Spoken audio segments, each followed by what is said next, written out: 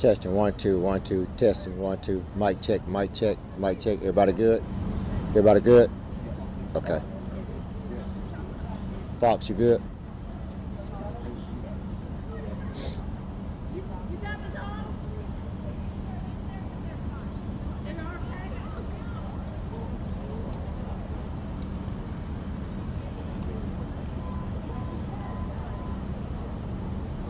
So they're still monitoring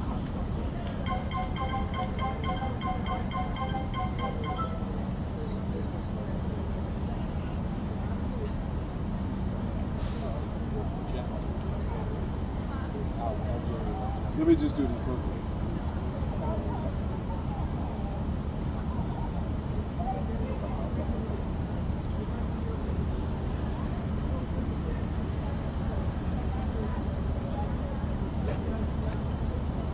Let me just put my mic on. Okay, sounds good. We're doing a lot.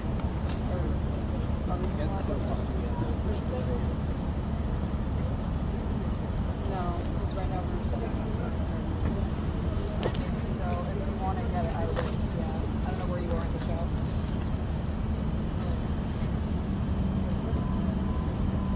Okay. Yeah, it's just getting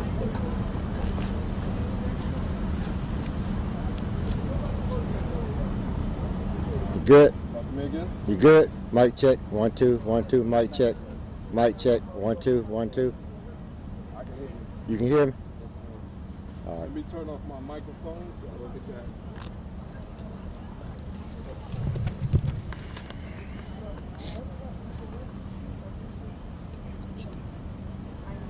Where do I look? Straight down the middle? Yeah. Alright, okay. Let me know that we're about to get the tube. Take this. Okay, thanks, Mom. They're gonna try to do that.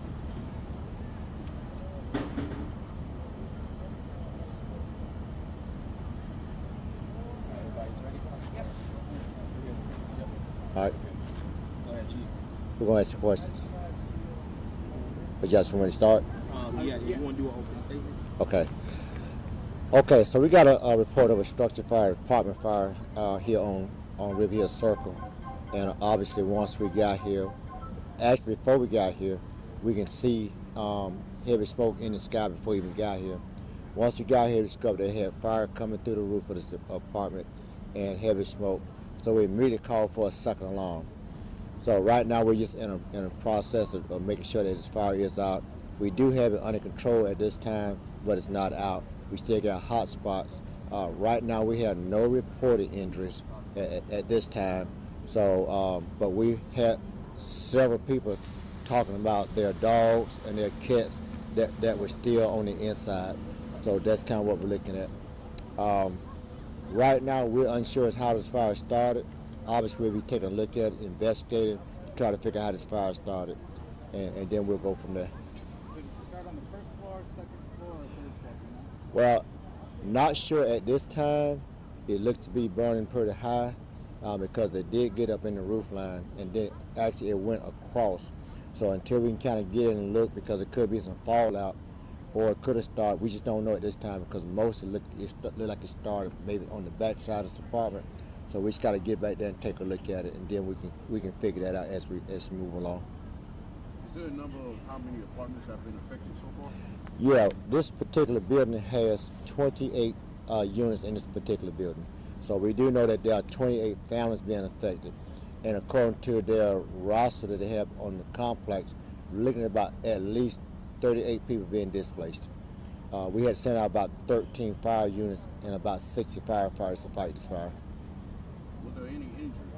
Right now we have no reported injuries at this time. So no one has reported any type of injuries at this time. Can you repeat how many departments are out here right now? So we have about 13 units out here. We also have Irmo out here with us as well, units from Irmo and Columbia. We also have CPD, the police, and also Richmond County EMS out here. EMS come out just in case there are injuries. So had anyone had to be taken to the hospital at this point? Do you know those numbers so far?